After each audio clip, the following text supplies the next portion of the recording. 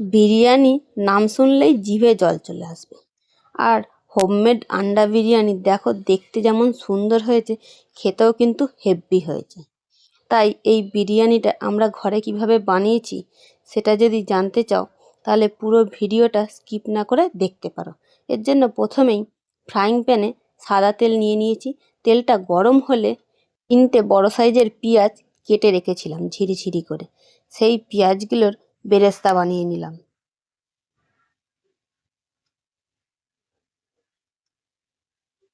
যেহেতু 1 কিলো চালের বিরিয়ানি বানাবো তার জন্য পেঁয়াজটা 3টে দিয়েছিলাম। বেরেস্তাটা হয়ে গেলে সেটাকে তুলে নিয়ে ঠান্ডা করতে রেখে দিয়েছিলাম। তারপর আলু যতটা পরিমাণে নেবো, যে যেরকম খেতে পছন্দ করবে সেই হিসাবে আলু দিতে পারো, কারণ আলুটা খেতে খুব ভালোই লাগে। তাই আলুর মধ্যে হলুদ আর লঙ্কা গুঁড়ো দিয়ে মেখে নিয়েছিলাম। যেহেতু ঘরের হোমমেড বিরিয়ানি বানাবো তার জন্য মশলা খুব বেশি দিইনি। অল্প আদা দিয়েছিলাম, অল্প রসুন আর 5-6টা কাঁচা লঙ্কা অল্প জল দিয়ে মিক্সি করেছিলাম। আর বিরিয়ানির ভাতটা বানানোর আধা ঘন্টা আগে 1 কিলো চালকে জল দিয়ে ভিজিয়ে রেখে দিয়েছিলাম। তারপর যখন বেরেস্তাটা হয়ে গেছিল সেই তেলেই আলুগুলোকে ভালোভাবে ডিপ ফ্রাই করে নিয়েছিলাম।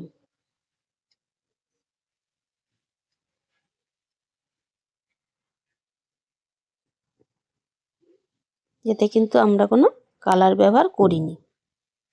প্রথমেই বলেছি আন্ডা বিরিয়ানি, তাহলে ডিম তো সিদ্ধ করতেই হবে, কিন্তু ডিম সিদ্ধ করার সময় যদি একটু নুন দিয়ে দেওয়া হয় তাহলে কিন্তু ডিমগুলো ভাঙেও না, কিচ্ছু না। তাই ডিমটা সিদ্ধ হয়ে গেলে সেই তেলেতেই ডিমটা ভেজে নিয়েছি। আর এই যে আদা রসুনের পেস্টটা বানিয়েছিলাম সেটাকে জল দিয়ে পাতলা করে নিয়ে সেই তেলেই দিয়ে দিয়েছিলাম। আর রঙের জন্য একটু কাশ্মীরি লঙ্কার গুঁড়ো, জিরে গুঁড়ো, ধনে গুঁড়ো 1 চামচ করে দিয়ে দিয়েছিলাম। দিয়ে ফোটাতেই দেখো কালারটা আস্তে আস্তে কি সুন্দর চলে এলো। তারপর তাতে সামান্য পরিমাণে টক দই মিশিয়ে দিয়েছিলাম। তারপরে একটা বিরিয়ানির মশলা দিয়েছিলাম সানরাইজের।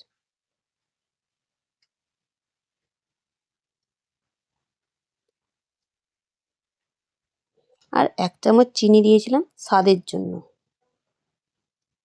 নুন অল্প পরিমাণে দিয়েছি, কেন বেশি দিইনি পরে জানতে পারবে। দেখো এখনই কালারটা কি সুন্দর এসছে। এরপর এতে ভেজে রাখা ডিমগুলো আর আলুগুলো দিয়ে দিলাম। দিয়ে 5 থেকে 7 মিনিট লো ফ্লেমে ফুটিয়ে নিয়েছিলাম। আর এদিকে বিরিয়ানির জন্য ভাতটা তো রেডি করতে হবে, তাই জল যখন পুরো ফুটতে শুরু করবে তখনই ওই ভিজিয়ে রাখা চালগুলো দিয়ে দিয়েছিলাম। আর তাতে দেখো ঢাকনার মধ্যে কতটা নুন দিয়েছি আর লং দিয়েছি, সেইগুলোকে জলের মধ্যে দিয়ে ঢাকা দিয়ে দিলাম। এই অন্যদিকে যে আলু আর ডিমটা সিদ্ধ করতে রেখেছিলাম 5 থেকে 7 মিনিট, সেটা দেখো ফুটতে শুরু করে দিয়েছে।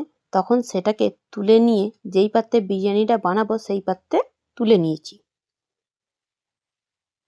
তুলে নিয়ে গ্রেভিটাও দিয়ে দিলাম।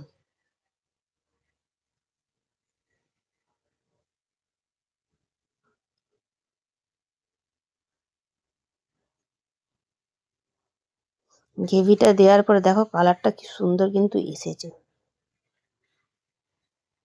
এরপর তাতে গোলাপ জল, কেওড়া জল আর একটা মিঠা আতর দিয়ে দিলাম সেন্টের জন্য। আর একটা পাতিলেবুর রস নিংড়ে দিয়ে দিয়েছিলাম।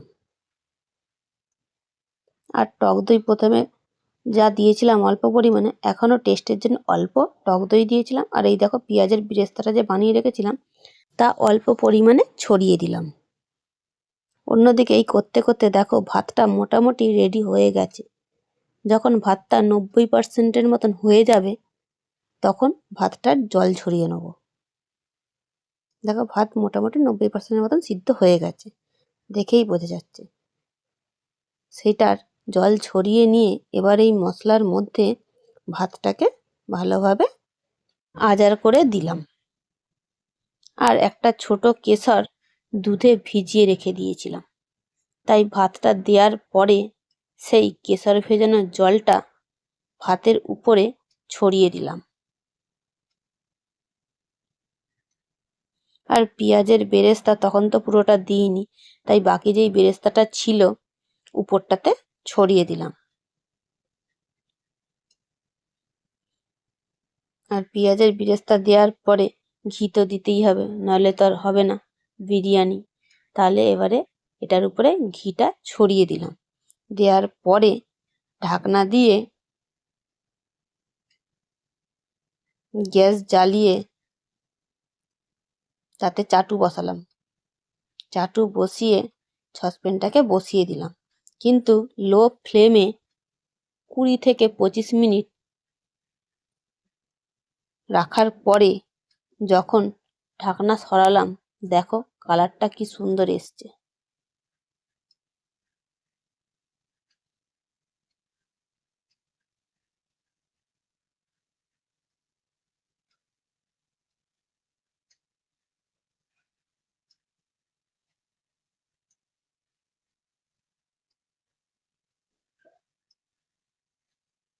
তাহলে ঘরেতে যদি কেউ বানাবে ভাবো, ঝামেলা ঝঞ্ঝাট ছাড়া এইভাবে একবার বানিয়ে দেখতে পারো, খেতে কিন্তু হেব্বি লাগবে। তাহলে বানিয়ে জানিও কেমন হয়েছে। আর প্লেটিংয়ের সময় যদি তাতে একটু স্যালাড অ্যাড করা যায়, যেমন পেঁয়াজ, শসা, টমেটো, লেবু, কাঁচা লঙ্কা, তাহলে তো জমেই যাবে। তাহলে বলো কেমন বানিয়েছি।